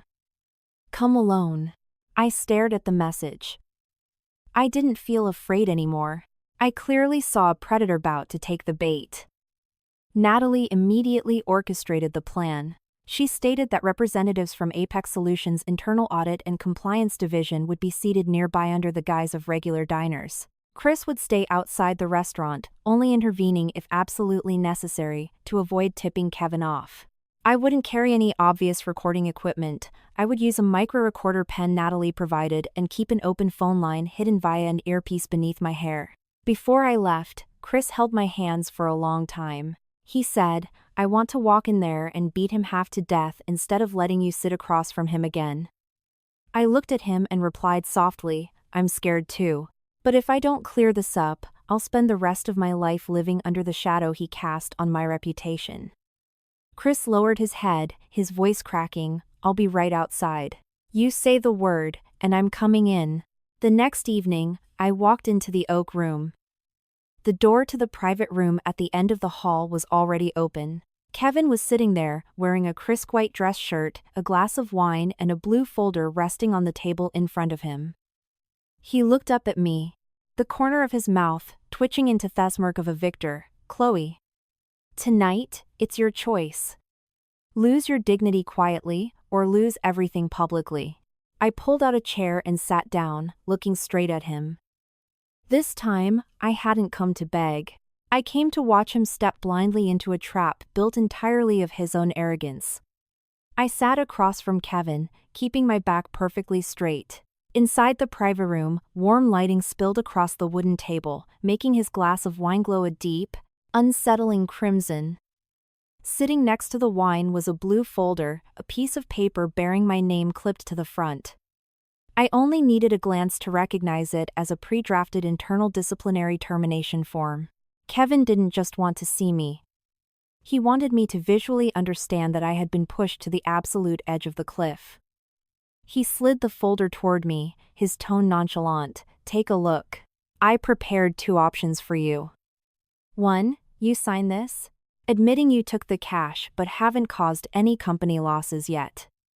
Your company will let you resign quietly. 2. You play nice with me tonight, and tomorrow, all of this magically disappears.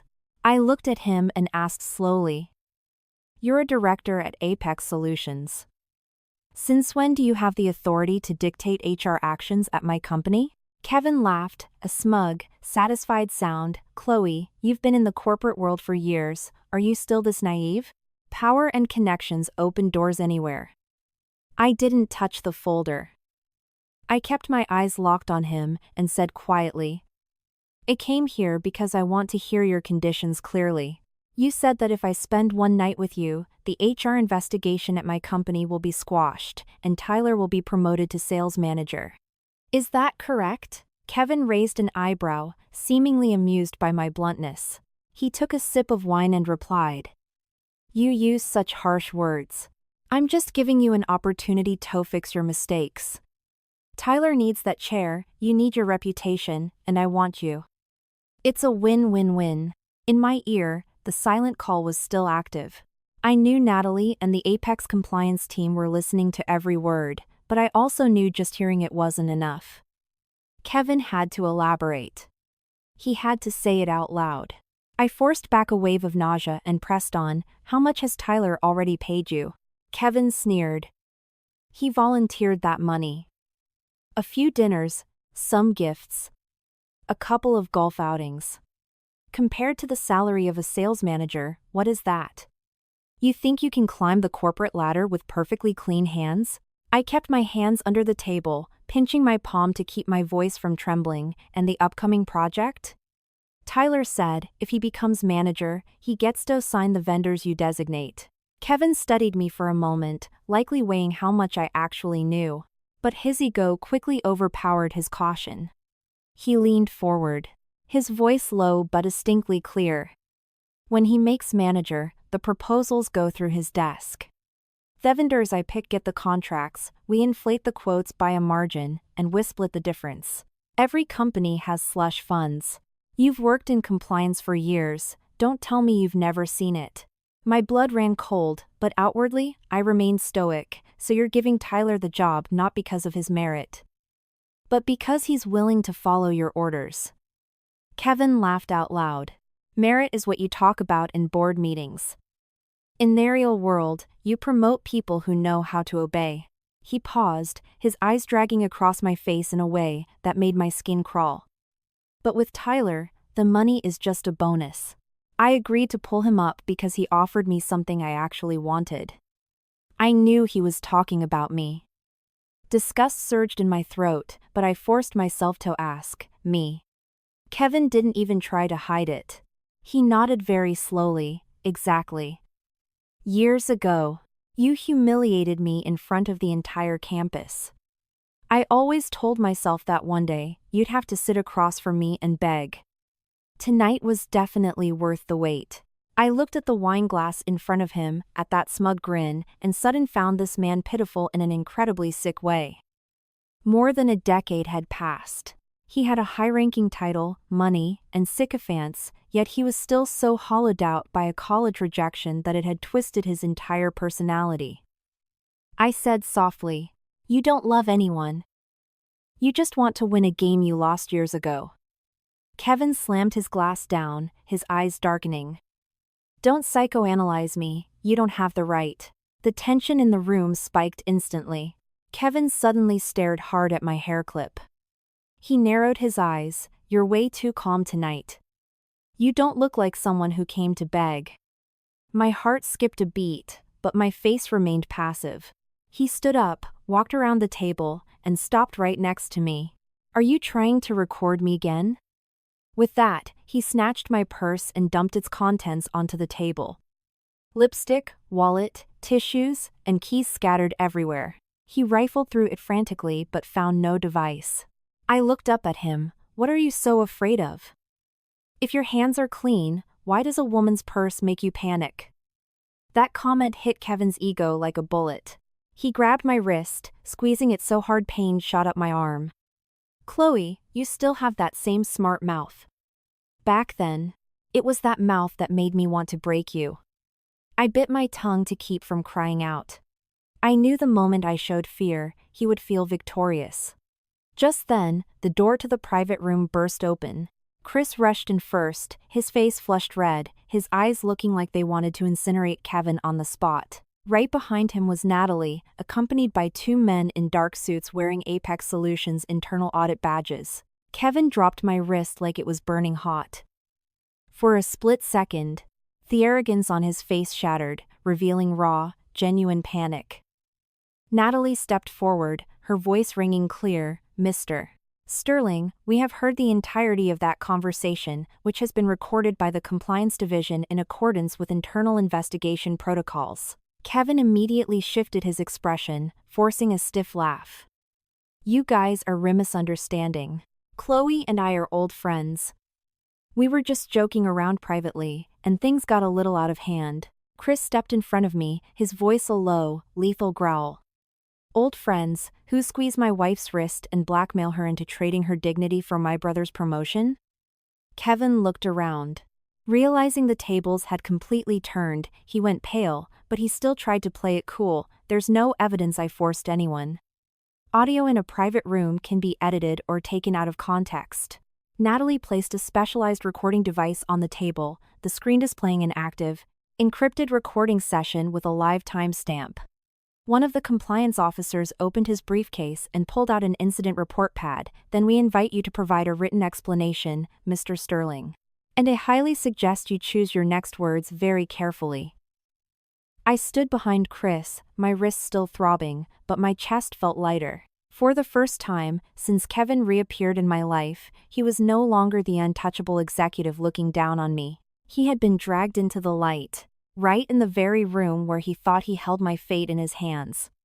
Kevin stood in the middle of the room, struggling to maintain his composure, but the icy confidence in his eyes had melted away. When someone is used to stepping on others for so long, the moment they are dragged down to eye level, their true colors bleed through incredibly fast. He adjusted his collar and forced a dry chuckle toward Natalie and the audit team. "This is a gross invasion of privacy. I was just having dinner with an old friend, made a few distasteful jokes, and now you're writing up incident reports?" Natalie didn't rush to answer. She placed the digital recorder on the table, right next to the blue folder Kevin had used to threaten me. Her voice remained perfectly level, neither raising nor dropping. "If it was just an old friend, you wouldn't have brought up the sales manager position, preferred vendors, inflated quotes, or making an HR bribery investigation vanish at Chloe's company. Those do not sound like jokes." One of the compliance officers opened a tablet, meticulously documenting the time, location, and the individuals present. Kevin watched the motion, a slight twitch at the corner of his mouth. He turned to me, his eyes shifting to a look of feigned, wounded betrayal. "Chloe, I didn't think you'd stoop this low. We have history. You set up a sting operation against me? Do you think this makes you look like a good person?" I looked at him, calmer than I ever thought I could be. "I didn't set you up. I just sat here and let you speak your own truth. Good people aren't afraid of the light, Kevin." Kevin immediately turned to Chris, his tone mocking. "And you must be so proud, huh? Letting your wife meet another man in a private room while you eavesdrop outside?" Chris took a step forward, but I placed a hand on his arm, and he stopped. I knew Kevin was trying to provoke an assault, just as he had manipulated everything from the start. Chris took a deep breath, his voice deep and gravelly. "I am not proud that this had to happen. I am in pain. But I would rather endure the pain of hearing the truth than let my wife be forced into intolerance by a coward." That sentence sucked the air out of the room for several seconds. Kevin looked away, clearly realizing we were no longer as easy to manipulate as he had calculated. Right then, Natalie pulled out a backup drive containing the audio file from Hannah's old burner phone. She played the exact segment of Tyler speaking. "Once I'm sales manager, I'll authorize the vendors you picked. Whatever the markup is, we split the difference." Immediately followed by Kevin's voice. "I can give you the chair, but your sister-in-law needs to play ball first." Kevin turned chalk white but still tried to deflect. "Where did you get this? How do you know it isn't deep-faked? Tyler talking garbage has nothing to do with me." The moment the words left his mouth, the door to the private room swung open again. Tyler burst in, looking frantic, his phone in his hand, a giddy expression on his face like a man about to receive the best news of his life. Kevin must have texted him to come beforehand, or Tyler had shown up independently thinking tonight was the night his promotion was finalized. The second Tyler stepped inside, he blurted out, "Kevin, did Chloe agree? Can I sign the paperwork tomorrow?" The words dropped into the room like a guillotine. Tyler looked up, saw Chris, saw me, saw Natalie, and the two men with Apex compliance badges. The blood drained from his face instantly. He stammered. "Why? Why is everyone here?" Chris stared at his younger brother, his eyes a mix of heartbreak and absolute fury. "What did you just ask?" "Sign what paperwork?" "Chloe agreed to what?" Tyler stumbled backward a step, turning to Kevin in a desperate plea for help. But Kevin, sensing the impending collapse, immediately washed his hands of him. "I have no idea what he's talking about. The kid's probably drunk and rambling." Tyler stood paralyzed. In the blink of an eye, the man he had thrown money at, sacrificed his dignity for, and sold his conscience to appease had effortlessly tossed him in front of the firing squad. Tyler's voice shook. "Kevin, what are you saying?" "You explicitly told me." Kevin snapped in a low hiss. "Shut up. Deal with your own mess. Do not drag me into it." Watching that scene chilled me to the bone. When terrible people can still exploit each other, they call themselves brothers and partners. But these con the fire licks their ankles, the first person they kick into the flame is each other. The door opened one final time, and Hannah walked in, holding her young child Shand. The toddler hid behind her legs, staring fearfully at the tense adults in the room. Hannah wasn't wearing makeup today, and her face was still pale, but her eyes were different. They were no longer the eyes of a woman who only knew how to look at the floor. She placed a stack of papers on the table, the loan agreements, screenshots of Tyler's threatening texts, the forged statement she was forced to write, and the photos of the padded project budgets. When Tyler saw Hannah, he lost his mind. "Why did you bring our kid here? Who gave you the right to betray me?" Hannah pulled her child closer and took a step back. But this time, she didn't immediately cry. She looked straight at Tyler, her voice trembling but resolute. "I didn't betray you. I just refused to keep lying to help you ruin other people's lives." Tyler ground his teeth. "I am your husband." Hannah replied. "Being a husband doesn't give you the right to force your wife to commit perjury. And it definitely doesn't give you the right to weaponize your child's future to terrorize their mother into silence." I walked over to Hannah and gently placed a hand on her shoulder. "You speaking up today is more than enough bravery." Hannah looked at me, tears finally spilling over, but this time, they weren't born of terror. She turned to the two compliance officers and laid everything out, how Tyler took out massive loans to buy a promotion, forced her to hide the debt, dictated a false confession, and threatened to take full custody if she told the truth. Her words weren't eloquent, but the raw, shaking honesty made it impossible for anyone to dismiss them. Tyler collapsed into a chair, burying his head in his hands. He muttered, "I just wanted to change my life. I just wanted people to respect me for once." Chris looked at his brother, his voice cracking. "If you want respect, live a life worthy of it.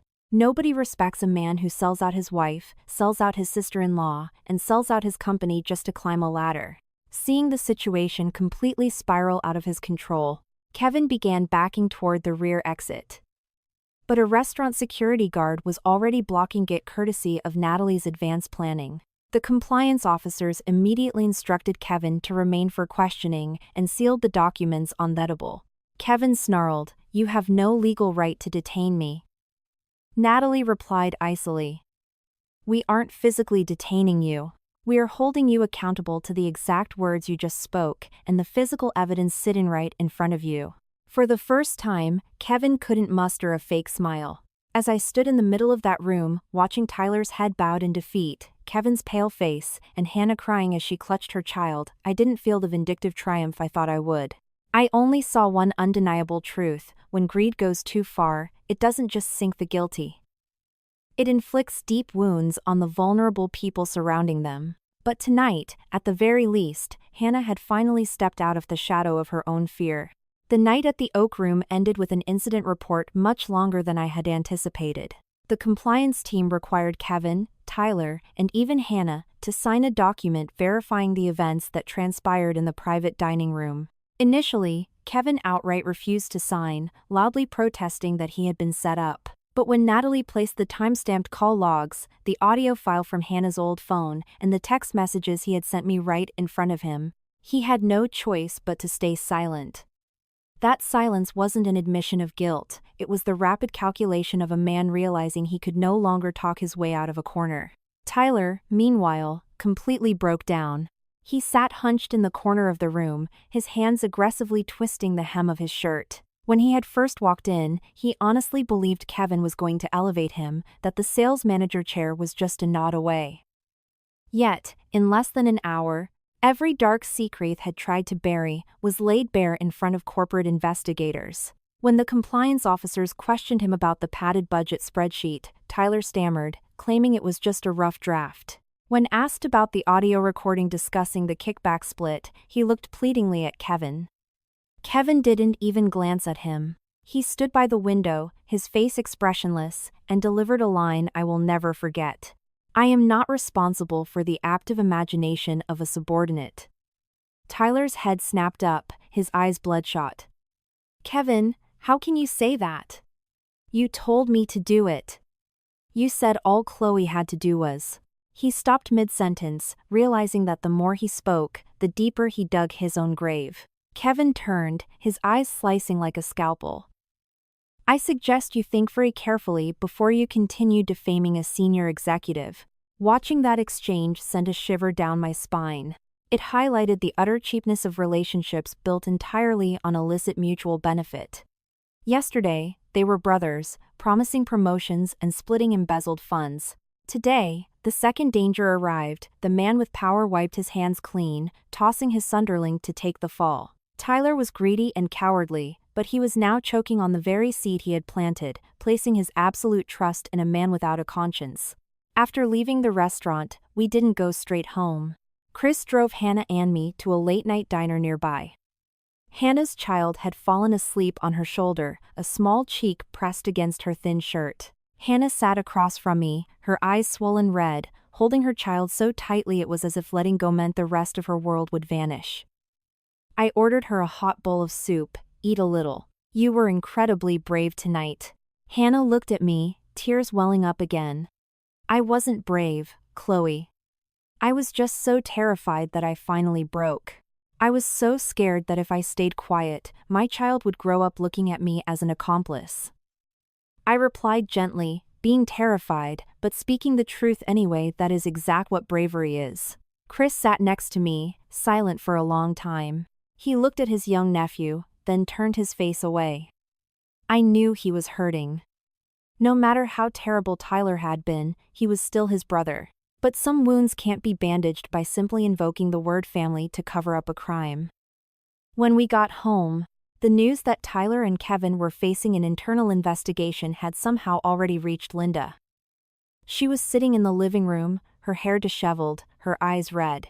As soon as Tyler walked in last, she rushed over and grabbed her youngest son's arm. "Tyler, what happened? Why are people saying you're under investigation?" Tyler didn't answer. He just shook her hand off and walked straight upstairs. The slamming of his door left Linda rooted to the spot. She turned to me. Here, yes, a mix of panic and accusation. "Chloe, did you do this? Do you want to push your brother into a dead end?"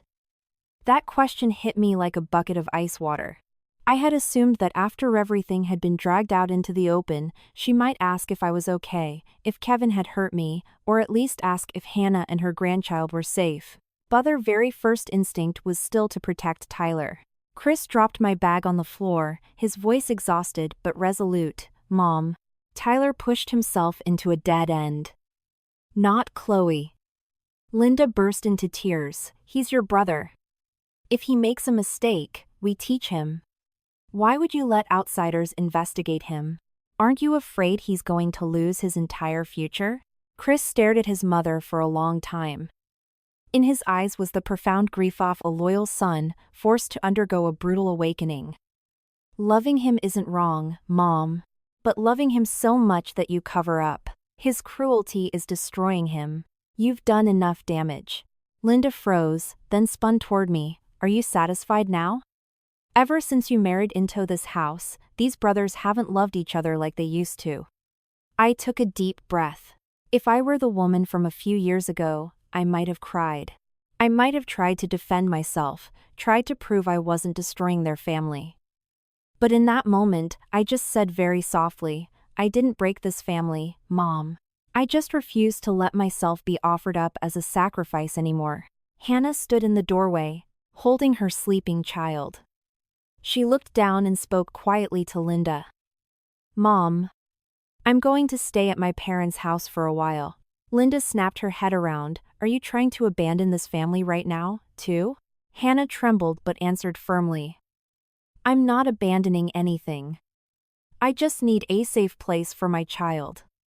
They shouldn't have to listen to adults screaming at each other every night. It was the first time I had ever heard Hannah speak without begging for permission in fear. She spoke like a mother trying to protect her child. Later that night, Tyler called down from his room, sobbing to Linda that Kevin had abandoned him, his wife had betrayed him, and his older brother was out to get him. Linda listened, tears streaming down her face, repeating over and over, "Let Mom handle it, let Mom handle it." A while later, I saw her rummaging through her heirloom jewelry box, muttering that she was going to borrow money from relatives to bribe Tyler's way out of this mess. Chris immediately grabbed her wrist. If you try to bribe anyone, you're just going to drag yourself to prison right next to him.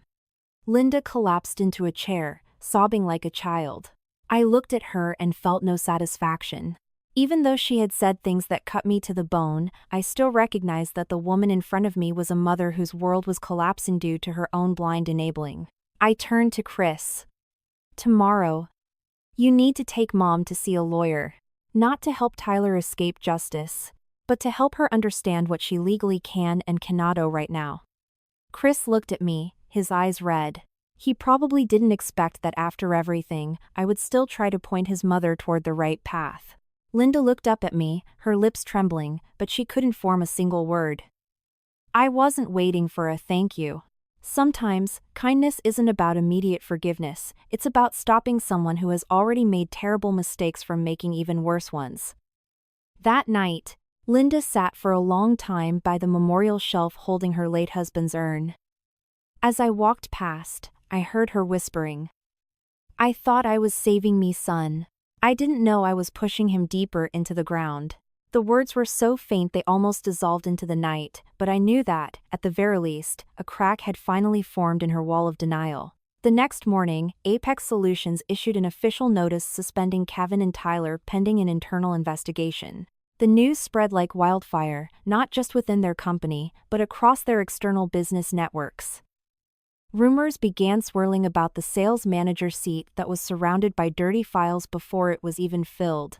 But when Natalie told me the news, I didn't feel the triumph I thought I would. I just felt exhausted, like someone who had walked through a massive storm. My clothes were soaked, but I still had to keep walking.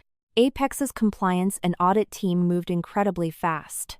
Files for upcoming projects were reopened one by one. The vendor quotes Tyler had prepared were cross-referenced with market rates.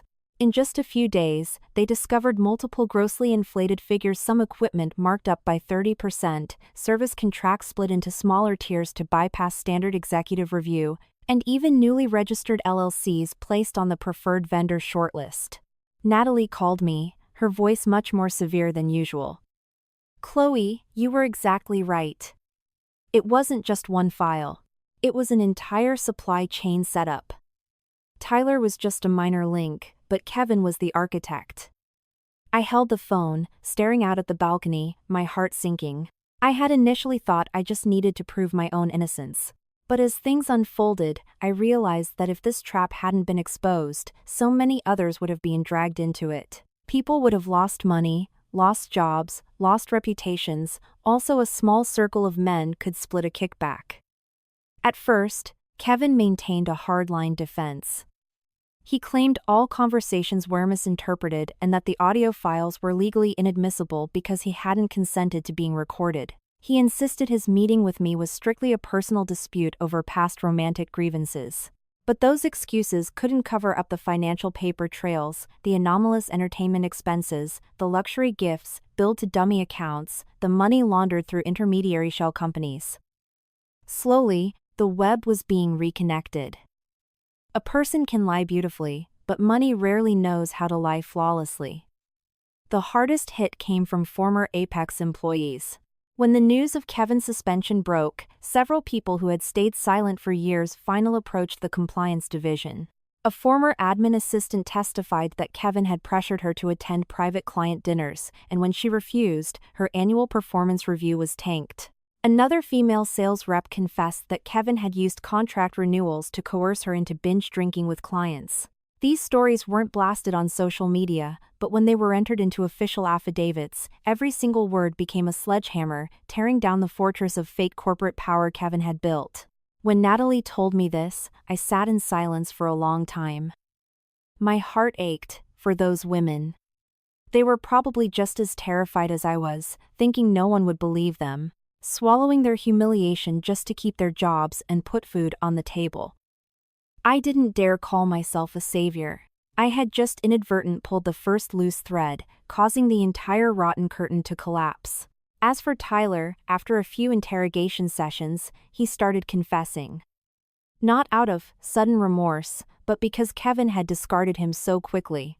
Tyler admitted that he initially just wanted the manager title to prove himself, but due to crushing debt, he was desperate for a payout. Kevin had painted an easy path. Get promoted, sign the vendors, inflate the margins slightly. Split the cash. Tyler thought he was about to secure a new life, but in reality, he was just a pawn pushed to the front of the board. Chris heard these confessions through their consulting attorney and didn't speak a word all afternoon. That evening, he sat on the porch for hours. I brought him a hot cup of tea. He took it, his hands shaking slightly. He's gone so far off the deep end, Chloe.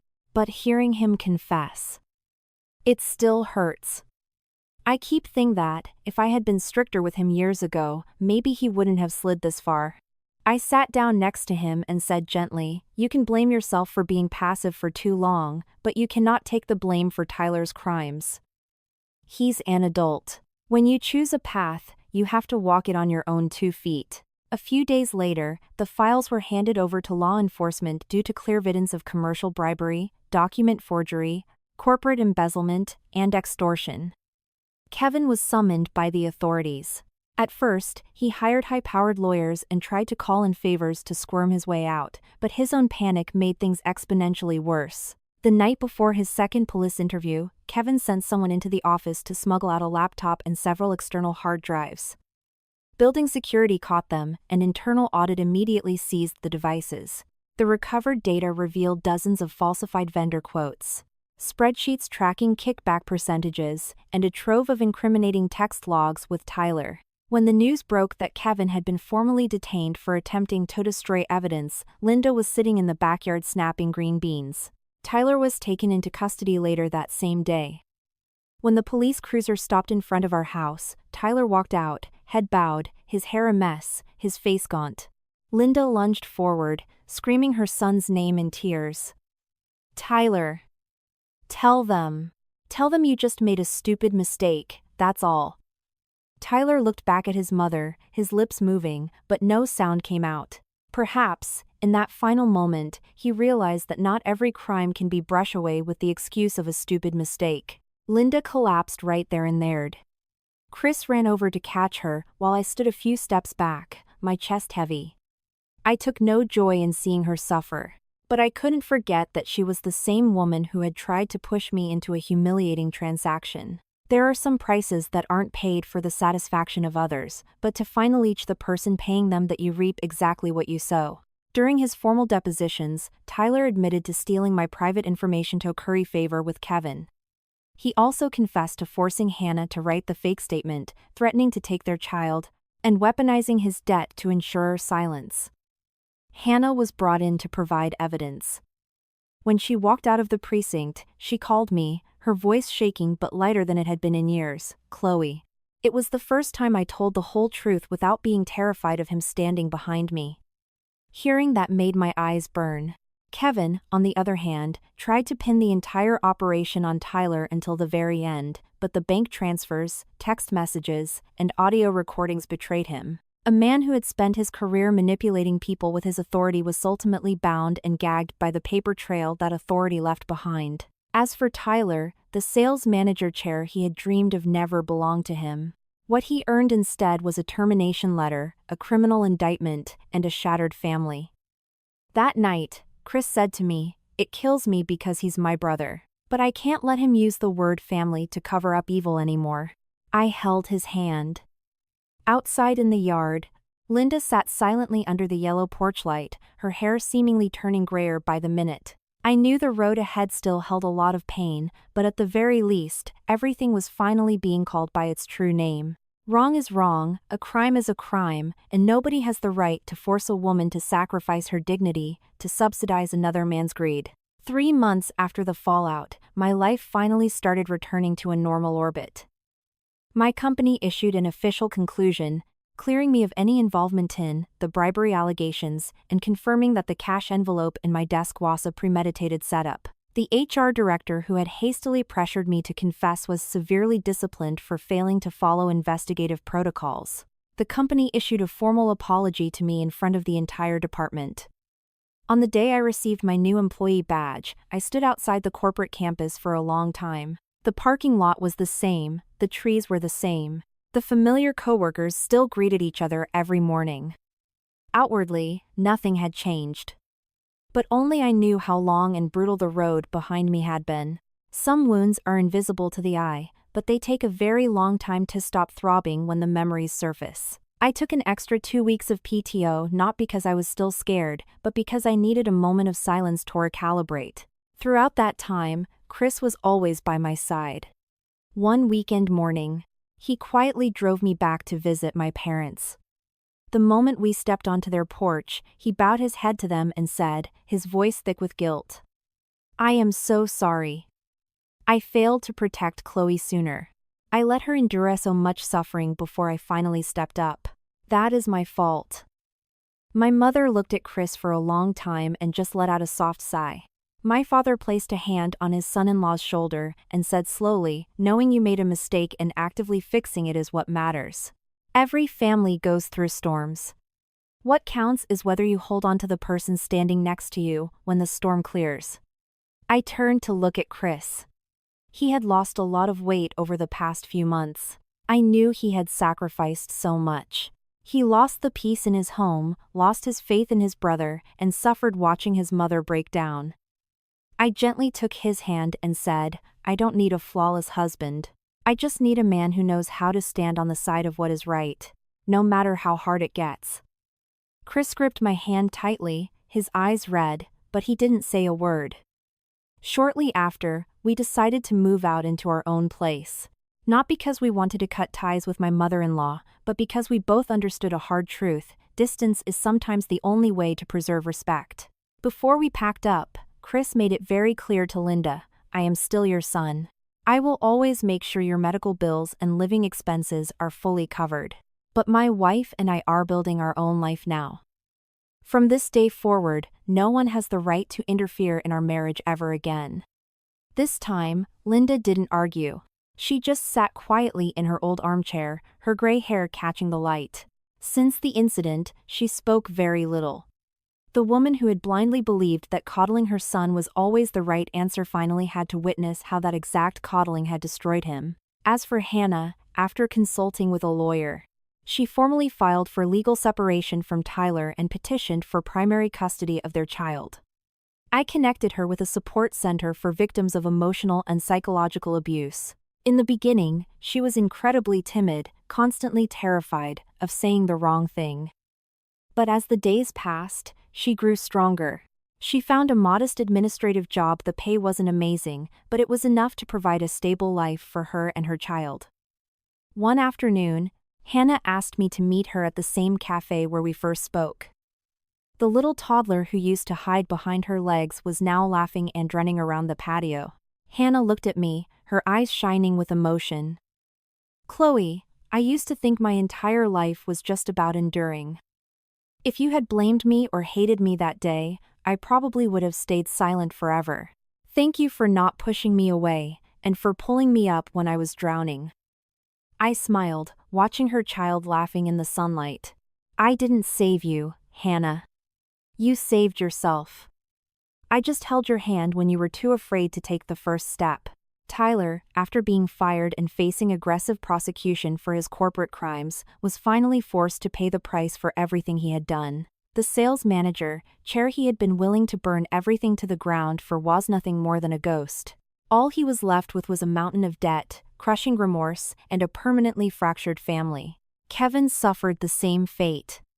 The man who thought executive power could buy him anything ended up losing absolutely everything due to his own greed and narcissism. When the law finally intervened, there were no more VIP dinners, no more sycophants, and no one left willing to act as his human shield. On a late autumn afternoon, Chris and I returned to the old house to visit Linda. She was sitting alone on the porch, looking much smaller than she used to. When she saw us, she slowly stood up. She looked at me for a long, quiet moment. Her eyes turned red, and she unexpectedly bowed her head, her voice trembling. "Chloe, I am so sorry. I thought I was loving my son the right way. Only now do I realize I brought suffering to you, to Chris, and to this entire house." I stood in silence. Truthfully, the wounds she had inflicted couldn't just vanish with a single apology. Some scars require an immense amount of time to fade. Chris stepped forward, gently helped her sit back down, and said softly, "I hear your apology, Mom. But for complete forgiveness, you need to give us more time." Linda nodded, tears rolling down her heavily lined cheeks. She didn't try to beg, nor did she try to make any more excuses. On the drive back to our new apartment, Chris held my hand the entire time. The lit afternoon sun bathed our small balcony in gold as we stepped out. He whispered, "Thank you for not letting go of me." I rested my head on my husband's shoulder, watching the traffic below, feeling a profound sense of peace. After everything we had survived, I realized one very simple truth. Living a decent, kind life does not mean rolling over and letting others trample you. And forgiving someone does not mean forgetting what they did. The most important thing is holding on to your self-respect, protecting the people you love in the right way, and refusing to give evil the room it needs to grow. If my story can leave you with anything, I only hope we all remember this. Family is supposed to be a place of love and shelter. It should never, ever be a place where one person's dignity and humanity are treated as the currency to pay for someone else's ambition. Because in the end, every choice carries a price. If you sow kindness, you will eventually find peace. But if you sow greed and betrayal, sooner or later, you will have to harvest the consequences yourself.